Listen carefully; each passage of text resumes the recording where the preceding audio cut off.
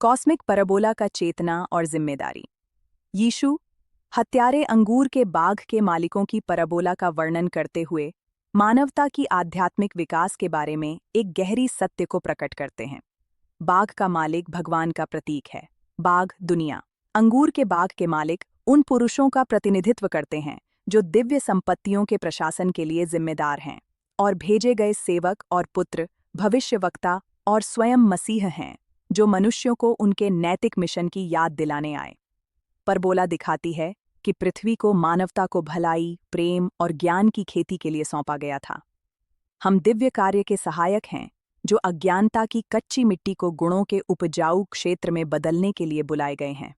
लेकिन सदियों के दौरान कई लोगों ने प्रकाश के संदेशों को अस्वीकार किया, सत्य के संदेशवाहकों का पीछा किया और उन्हें नष्ट किया। इस प्रकार यीशु निष्कर्ष निकालते हैं कि बाघ का मालिक विश्वासघाती अंगूर के बाग के मालिकों से अपनी विश्वास हटा लेगा और इसे दूसरों को सौंप देगा जो अपने समय में फल देंगे। आध्यात्मिक और वैज्ञानिक संदर्भ में यह उपमा चेतना के विकास के बारे में एक रूपक भी है। प्रकृति कारण और प्रभाव के ऐसे सटीक नियमों का पालन करती है जैसे भौतिकी और जीव विज्ञान के। क्लासिकल भौतिकी में हम सीखते हैं कि हर क्रिया एक प्रतिक्रिया उत्पन्न करती है। क्वांटम यांत्रिकी में हम समझते हैं कि अवलोकन और इरादा कणों के व्यवहार को बदलते हैं, यह दिखाते हुए कि विचार वास्तविकता को प्रभावित करते हैं। इसी तरह नैतिक क्षेत्र में भी होता है। Nuestras acciones y intenciones moldean el destino que cosechamos, individual y colectivamente। विकासात्मक जीव विज्ञान सिखाता है कि जीवन उन अनुकूलनों के माध्यम से प्रगति करता है जो पर्यावरण के साथ अधिक सामंजस्य सुनिश्चित करते हैं। इसी तरह आत्मा दिव्य नियमों के अनुसार समायोजित होकर विकसित होती है। जब मनुष्य नैतिकता और एकजुटता से दूर हो जाता है तो यह एक जीव के समान होता है जो पर्यावरण के साथ संतुलन को तोड़ता है, और दुहक वह सुधारात्मक संकेत है जो उसे व्यवस्था को फिर से खोजने के लिए आमंत्रित करता है।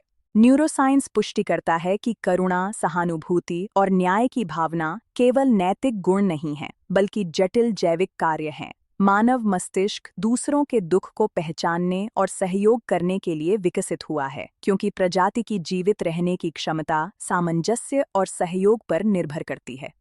इस प्रकार उपमा केवल विश्वास की बात नहीं करती, बल्कि आध्यात्मिक जैविकी की भी।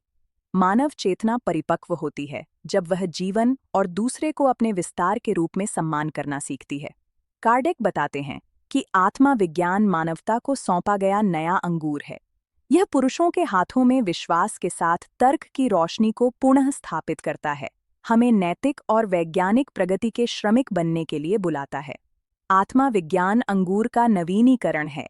यह हिंसा को ज्ञान, स्वार्थ को भाईचारे और भय को समझ के साथ बदलने का निमंत्रण है। और जब हम अंततः समझेंगे कि ब्रह्मांड एक अंतर संबंधों का जाल है जहां हर विचार कंपन करता है और गूंजता है, हम इस उपमा का असली संदेश समझेंगे।